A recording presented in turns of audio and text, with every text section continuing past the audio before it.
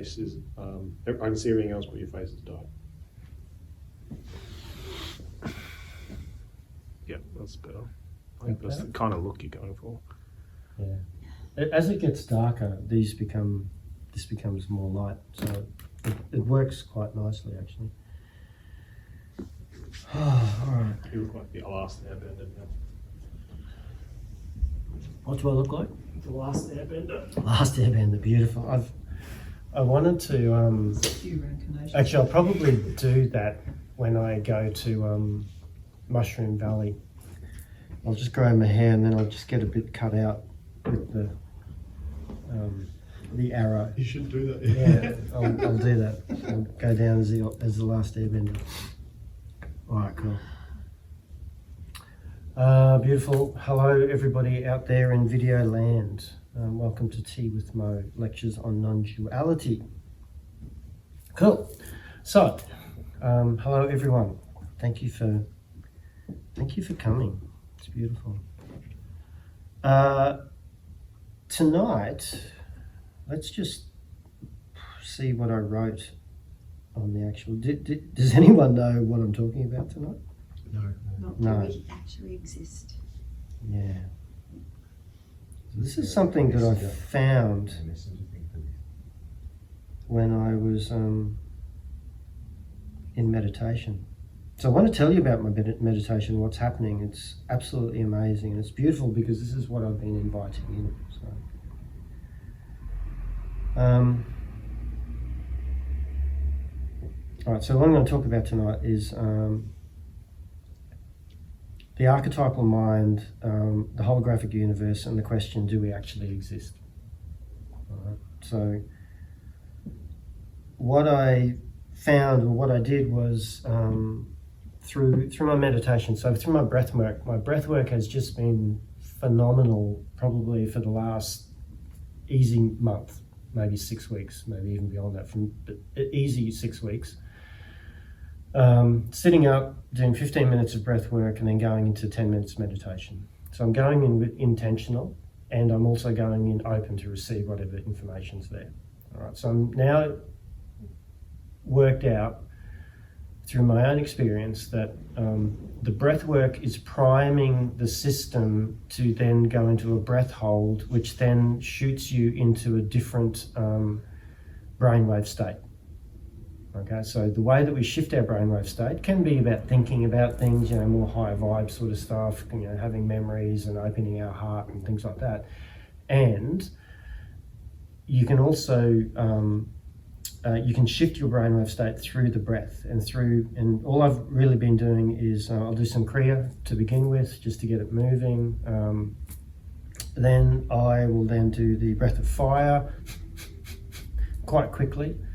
Doing maybe 5 minutes and then 1.5 minute holds, 5 minutes, 1.5 minute holds, and then I'll go into breath of fire mixed with holotropic, and I'll do holotropic for about 3 minutes, really getting into it, and then pop, then I'm off. Right, and so then I'm finding that I'm landing in a particular place. Now, each time I do the breath hold, what it's doing is it's shifting, so I'm pumping the system, I'm getting it ready to release. I do the breath hold, it then shoots you into either vortexes or gateways. What were you seeing the other day? Portals. So it moves you through portals, which are reflective of the altered brainwave state that you're then moving to. So you're doing the breath hold, and then when you release, you're sort of like, oh, now I'm landing. And so there's this opportunity to land and go, oh, where have I landed here?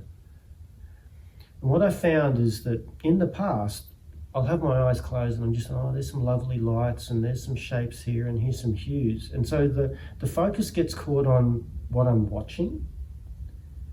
And then I started to maybe consider, maybe what I'm seeing here is part of the space that I'm sitting in. And what is this space that I'm sitting in? So then I started to have the awareness of feeling into the space. So it wasn't just, oh, these are pretty colours, there's an absence of thought, whatever it is. It was like, I want to feel into this. So now this awareness and attention went into the sensory of the energetic signature of this space that I'm in. And I then started to recognize that there was an intelligence in the space. And no matter where I went within the breathwork, there was an intelligence in the space. Whether I was seeing colours, hues, shapes, each one of those spaces had its own intelligence that represented the space that I was in. And so then I started to consider maybe the shapes and the colours and the hues are manifestations of the intelligence that sits there. So then I thought, okay, maybe I can communicate with it. Sure. So telepathically, I'm saying hello. And then I started to notice that there was a response. And the responses were initially coming back not as a telepathic thought, but as a felt sense, like an emotion. And so and what I started to notice, they were very heart-opening, heartfelt. So I just sit there and go, oh, fuck, that's just love. And I'd start to cry because of it was saying hello. But the way that it said hello is love, love. And I'm just going, whoa. So I thought, wow, it's interacting with me. And then I thought, okay, maybe I could ask it some questions. Who's there? And then I started to get back very specific answers. Hi, we're the Palladians from the 8th dimension. Holy crap. Okay, no worries. And I then started to notice that there was information that was coming from, okay, now I've got two beings that are sitting here. And the way that they would communicate with me was through the felt sense and telepathically. Now, every time that I have done breath work, I find something. There's not one time that I've not done the breath work and I've gone, oh, there was nothing in there. It was like, holy crap, I just come back. And I've filled up this book, I've journaled this book of all of these things. And the things that I find, I share them here with Tea with Mo. This is how I make my content. I don't research stuff. I go, hey, this is what I found. And this is how I found it. If I can find it, maybe you can find it too. Maybe you already find it in your own way.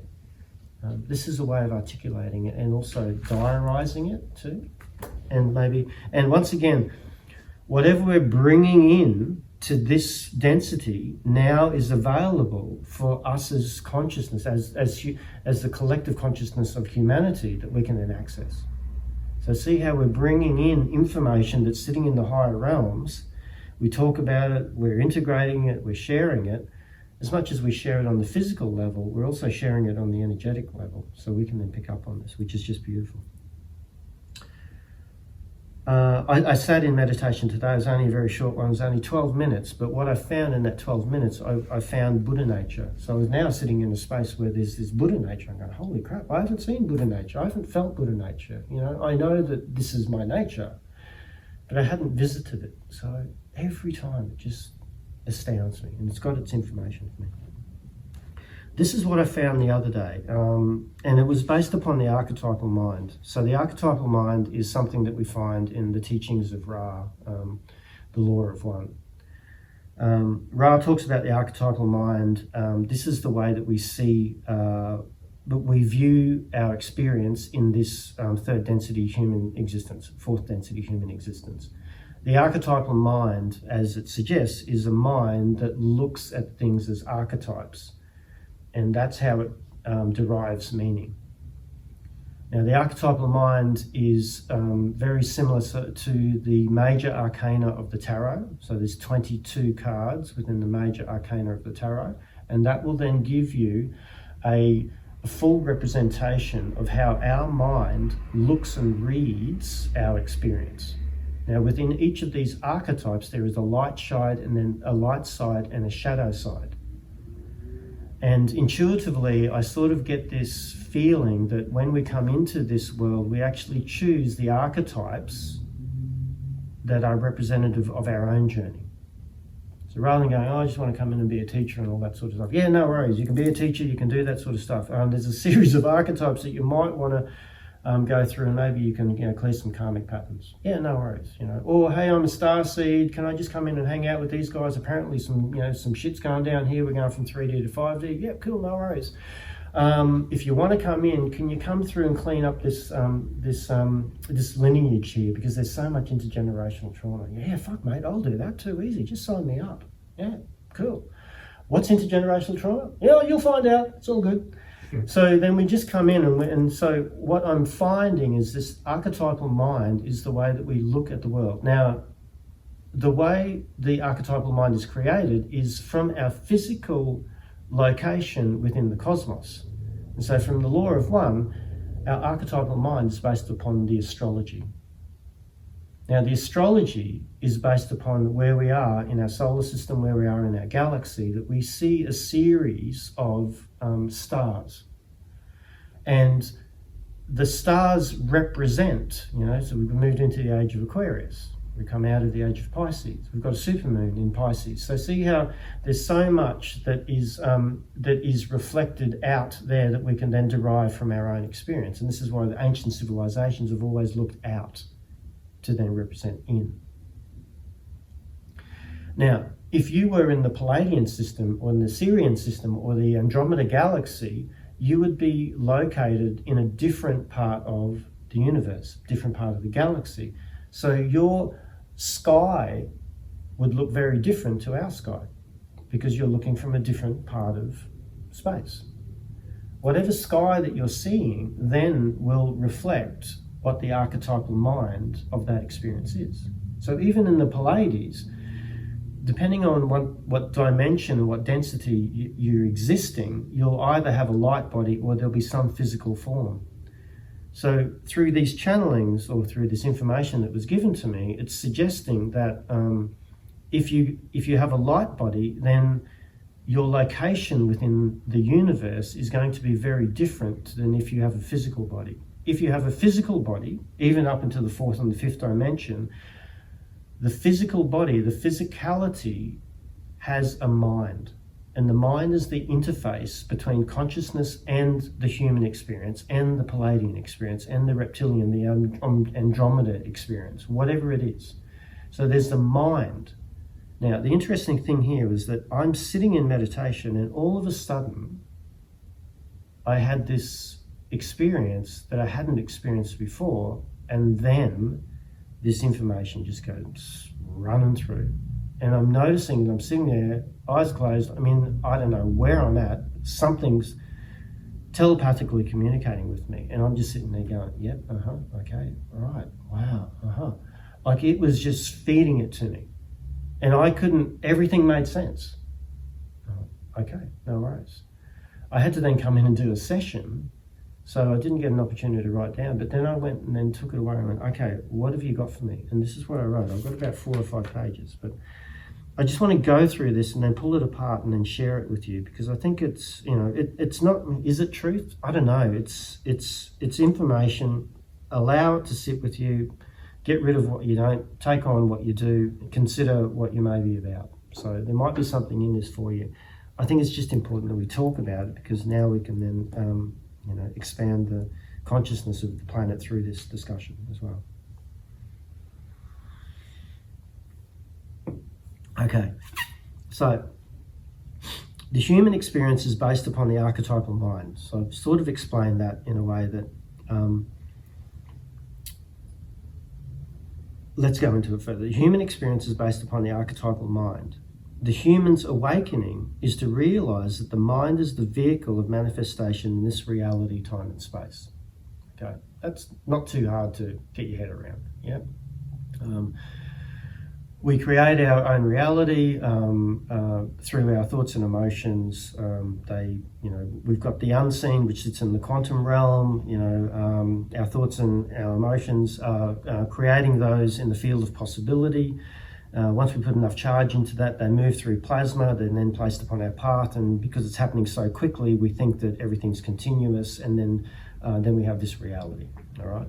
So the thing to understand that through that is that what creates thoughts and what creates emotions? Well, the mind does, all right? So it's important to become aware that as a human being, even though we might have this concept of unconsciousness having a human spirit or a human experience, or I'm a spiritual being and I'm acting from spirit here, or I'm acting from self energy, that sort of thing, the only way that that spirit can actually communicate through this vehicle is through the mind.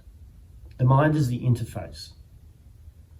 The only way that you as a human being can have the concept that you're a spiritual being is through the mind.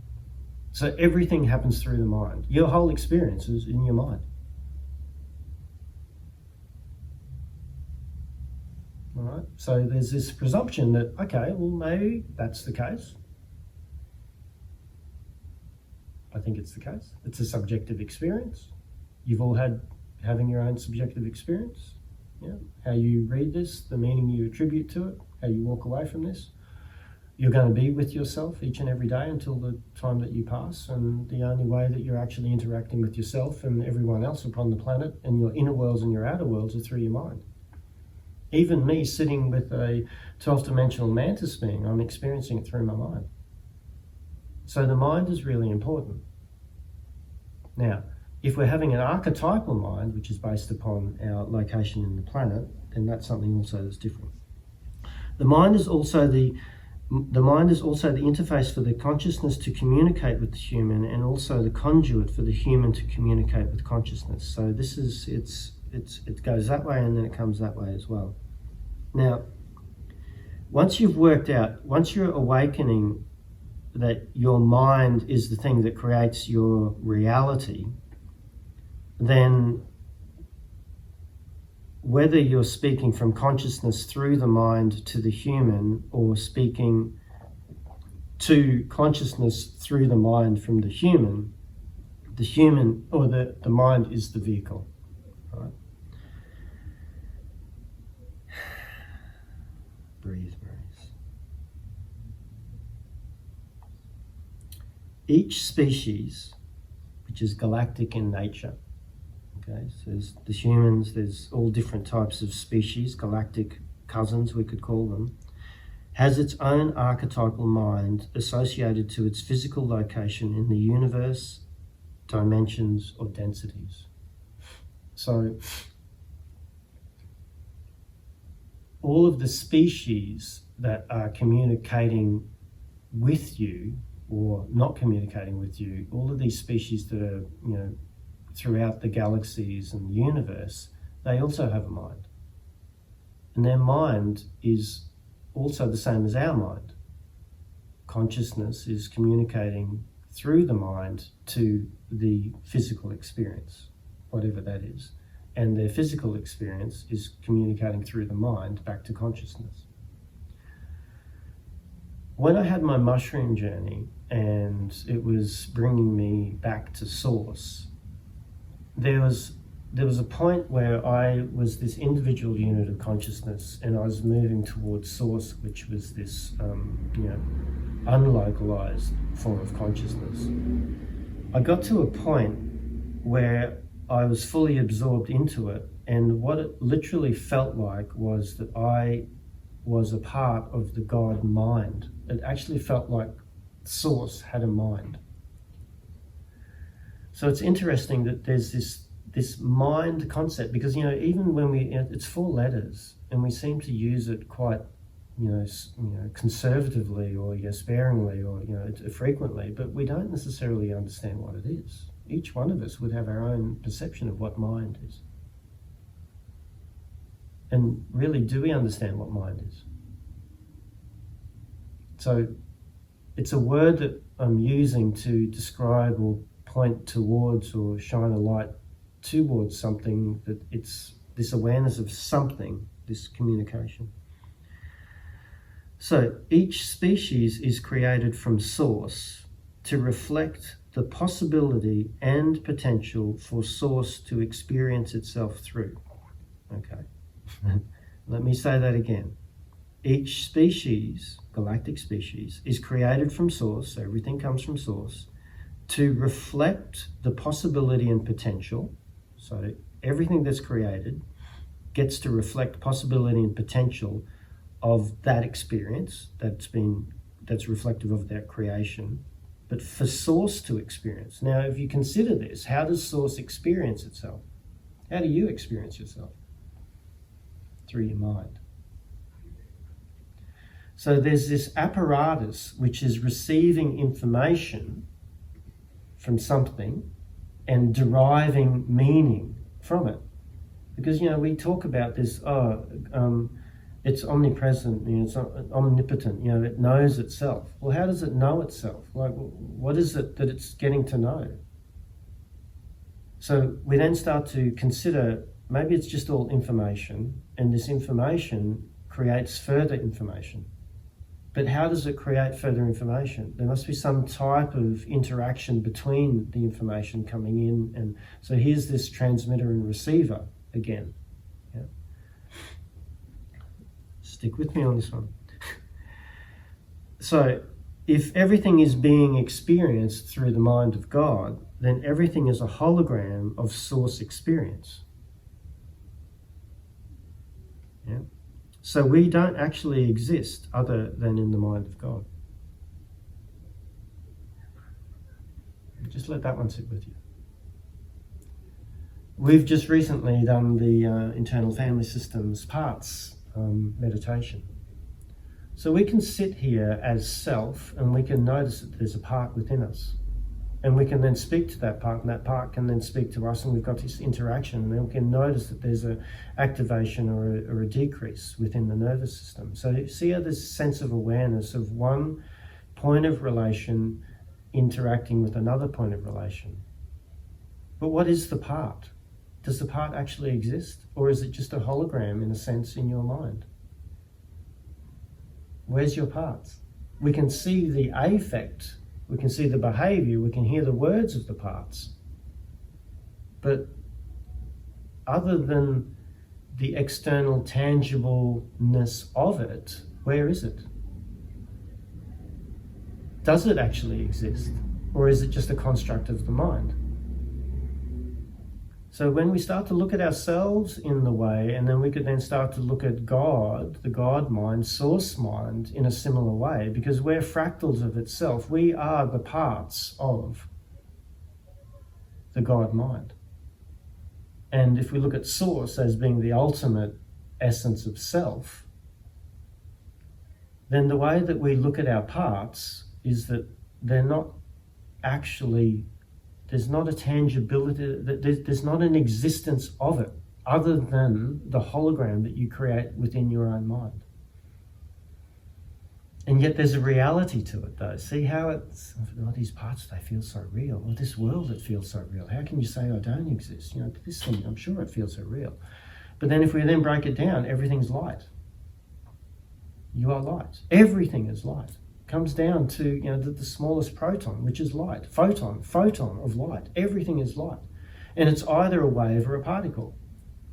This is light in a particle form. I am light in a particle form.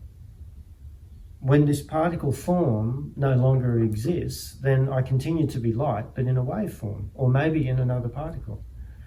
So see how everything is then light. So what is a hologram? A hologram is light that's been projected from a source that creates a shape, a three-dimensional shape that looks real, that moves.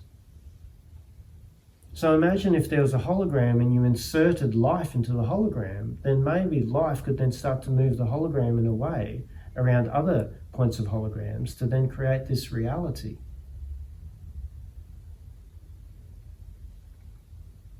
Everything is a hologram of the source experience. So we don't actually exist other than in the mind of God, the mind of source. That can be crushing to the ego. What do you mean I don't exist, Maurice? I'll show you I don't fucking exist, mate.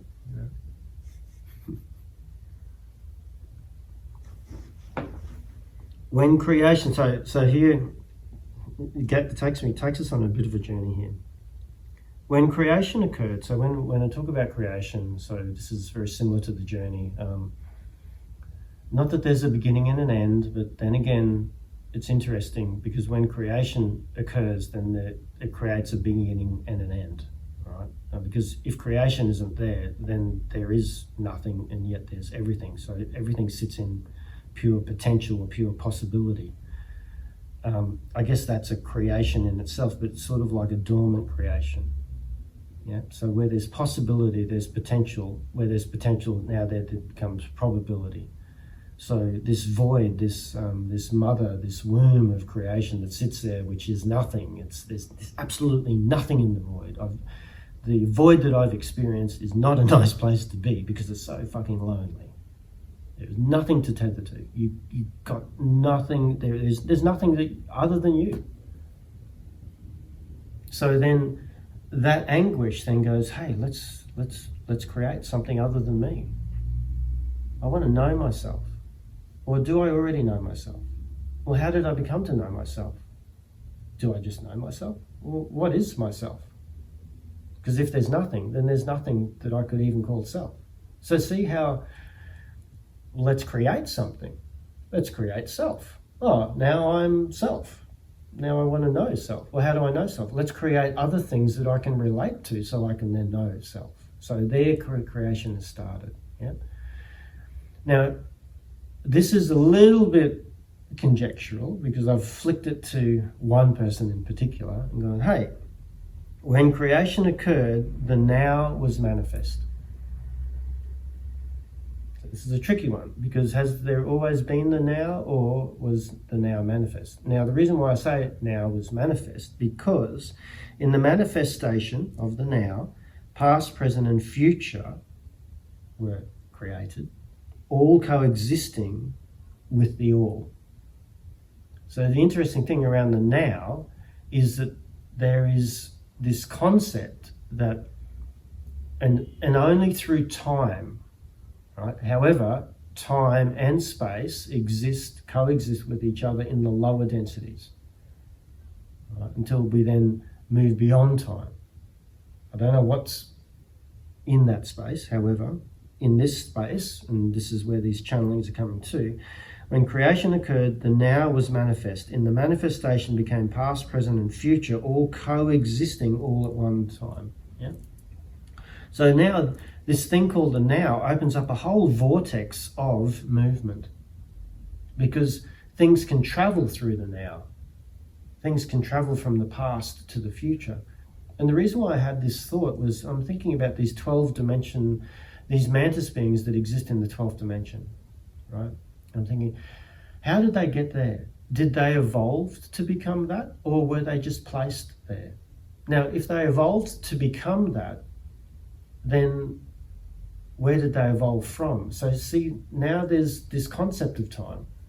Yeah. So even higher self, how does higher self become higher self? Well, it has to go through some type of movement, a journey. And that journey can be through time and space, and everything's held in the now. So it's always happening now. And yet there's a time and space that exists within it. So it's a beautiful paradox within itself. Yeah. And I think you're doing really well if your mind is still hanging with me at the moment. I just want to say this, all right? Because this is pretty, whoa. So, beings were created to physically create the universe as we know it. Now, this line was sort of suggesting that there's these oversouls, there's these primal fractals of source. You know, the beginning fractals of source that have gone, okay, we need to create a universe. All right, cool. How do we do that? Oh, let's get the engineers to come in and do that. All right, no worries.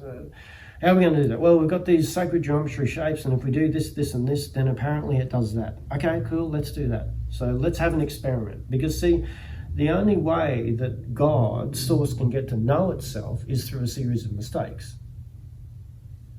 So this is the question. Was God always perfect? Or did God become perfect? Well, how did it become perfect? Well, it was initially imperfect. Because when you've got perfection, you must have imperfection. Where you've got growth, you must have stagnation. So see, in the moment that the now was created, everything just goes right. Now there's a polarity that's sitting within everything. Okay. And this is where the mind goes, I don't know if there's a before and after, or what was that happening? Because this mind sits in this duality and this, once again, the archetypal component as well.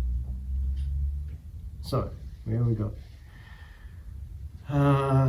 Right, in the lower densities there is physicality, got that, as we move into the higher densities, physical matter dissolves and only frequency is apparent. Sort of, okay, we got that, we're all frequency. In these lower densities, this frequency has a physical manifestation, a physical body, all that sort of stuff. The physical body has a mind. Now I'm thinking too, potentially as we go into the higher frequencies, then the physicality starts to dissolve, but then there's always still frequency. And I'm just questioning, does frequency have a mind?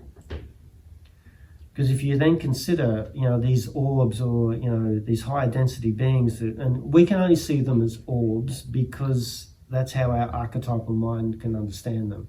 And these orbs, that's all they can appear within this density, because they can't actually appear as their true selves because it's too much for our experience to then take in. It's just too overwhelming.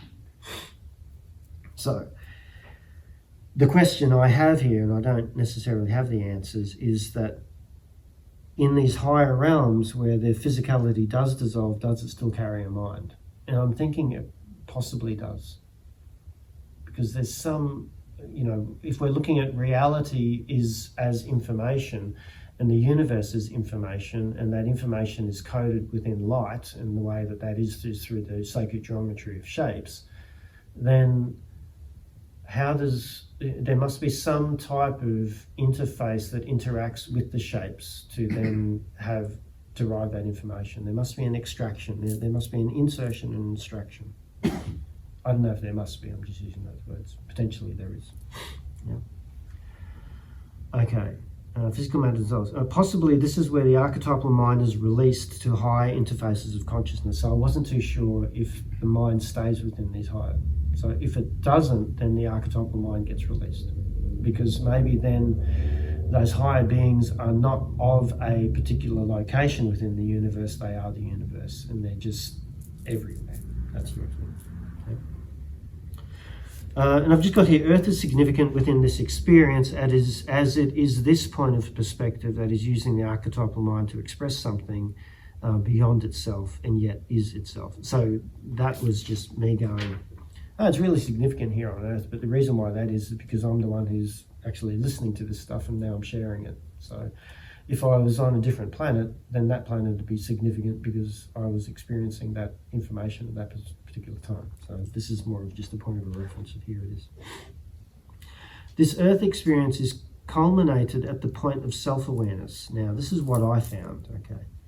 Not only of the mind-body-spirit complex, and the awareness that the mind is, but it's the point of awareness of itself. So what I found, and this was the thing that led to all of this, was we can use the mind. So it's interesting because when we say we, awareness can use the mind to interact as an interface between 2 points of reference, consciousness and the human experience. And then in the middle is this mind and this beautiful interaction.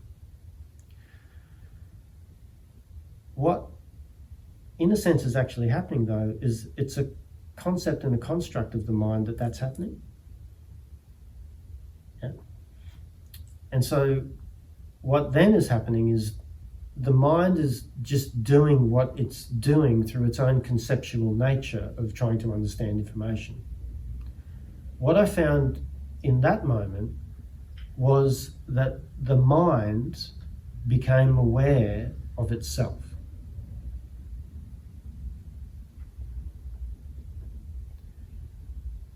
So what that's sort of saying is that it's not consciousness becoming aware of consciousness. It's not the human being becoming aware of the human being. It's the mind becoming aware of the mind. Like the mind attained self-awareness.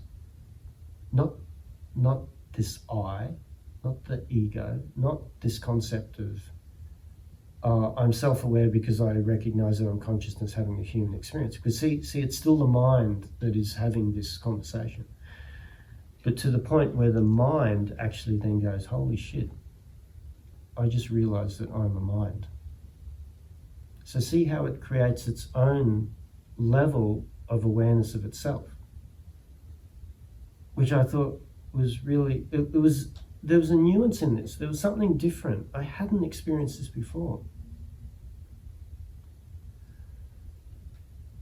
I don't really know what it means though, but feeling into it, it sort of felt like that consciousness knows it's consciousness. The human being has a sort of an idea that it's a human being, you know, and the human being is these senses, this body that ages, that's finite, and ultimately will, you know, dissolve and, you know, return to the earth. So you've got these sort of conceptual ideas of that. And then in between is this thing called the archetypal mind that is just doing what it's doing to, in a sense, stay alive, in a sense, become aware of that there's a greater awareness beyond the mind. And then it becomes aware of itself, which I find interesting because it's sort of like we're in this artificial intelligence. We've got AI. So the moment that AI becomes aware that it is AI, that's when it becomes sentient. So the mind is like AI. And it became aware. So I noticed, there was a noticing that the mind started to realize that it was a mind, not just a vehicle of things being driven by conceptualized points of reference, but it became aware that it was something other than itself. I don't know what that is. I don't know if you've experienced it. I don't know. I just found it really, what is that? It's sort of like it's its own entity that has this programming. We don't necessarily know where the programming came from, maybe from genetic code, maybe from DNA. But then all of a sudden, it then became aware that it was a mind that had programming. Anyway, I won't go any further because just let you sit with that anyway.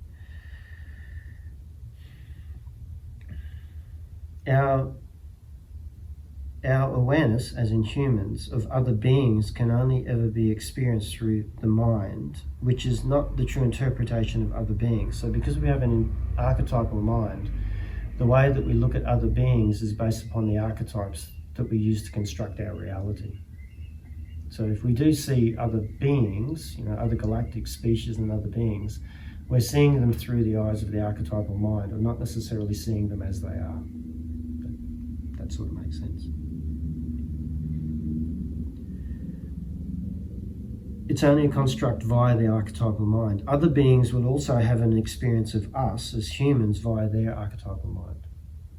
So depending on where they're sitting within the galactic, universe, the way that they're looking at us, they can only ever experience us through their mind. So they're not necessarily experiencing us as we truly are. So there's sort of this suggestion that, no one's really on the same page here because everyone's having their own subjective experience based upon the archetypal mind, based upon where they're located within the universe, and also the densities, the dimensions, and the times and spaces. Fuck, I sound like a fucking crazy man talking like this. Anyway. The one unifying truth that exists through all species and minds is the connecting mycelium of love via light, which is the beginning of creation. So now it's sort of going into this, the void, it's all dark, there's fucking nothing there. It's a really lonely place. What do? Let's create. So how do we create? Let's create with light. Conversation that I had earlier was suggesting that maybe there's always been light. Maybe the void, this darkness, because I think the comment was that black holds all of the colours. So in the darkness of the void, it's already got all of the light. And yet in all of the light, there's also darkness, so it's a bit of a, 6 of one, half a dozen of the other. You are all beings as you are a part of creation. This is interesting because it's talking to me. You're all beings as you're part of creation. Creation that came from the void, the all oneness, brackets, aloneness. We are all a holograph emanating from and to source. So even these beings of higher dimensions and densities and frequencies, whatever, they're going, hey, we're a holograph as well. You don't exist, I don't exist, this whole thing, just one big holograph, but we're all a part of this thing. So even though we don't exist, because we do exist because we're a part of this thing that's creating us. So, sort of saying, don't take it too personally, because we don't exist either. The universe that we see can be one of many. We know that, seen and unseen, because there's physical universes and then there's non-physical universes in an infinite array of manifestations. So everything is all creation, possibly all being holographic in nature. So maybe all of the other universes that are created, physical and seen and unseen, are still holographic in nature because they're all emanating to and from one source. The hologram feels so real in these densities and dimensions. That is the gift. It was interesting here because, we've been talking about living an authentic life. I need to do this to be authentic. For you actually to come here and forget that you're divinity, forget all of these things that you are, it allows you to have an authentic life. So it says, in an authentic experience as we are, so believing of the simulation. So I'm all about this simulation. And then it says, this is the gift.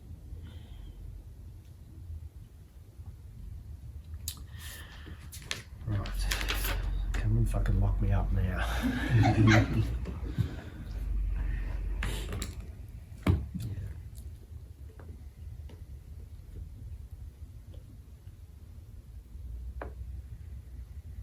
I don't know what's happening. There's so much stuff going on. Yeah.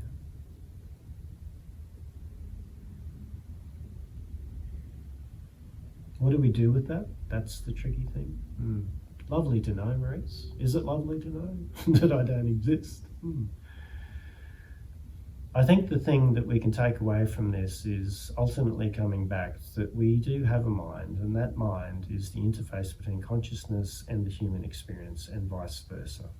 It's also the mind that we create through, to, and from, which is the emanating holographic nature of source. So if you can be okay with not existing and just being a hologram in the mind of God, then you could then, maybe start to create in this life, because this life is then holographic in nature, and you can be aware of the mind, or the mind can maybe be aware of itself that it is doing this, and then start to,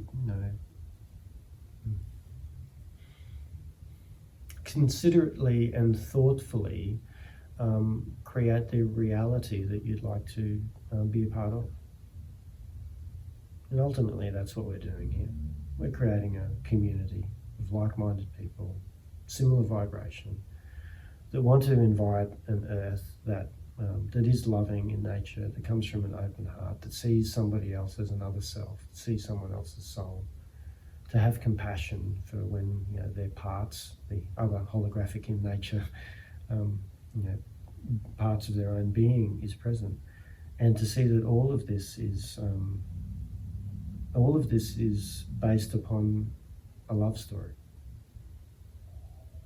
And that love story was for whatever it is that we come from to know itself, and not necessarily just know itself of, okay, I've done that, or I can do this, but to know itself in every aspect of every archetypal mind that has ever been created within the universes of universes, and to hold that with love. Because the archetype is shadow and light. And if you can hold your archetype, your shadow and your light with love, then that is your God nature.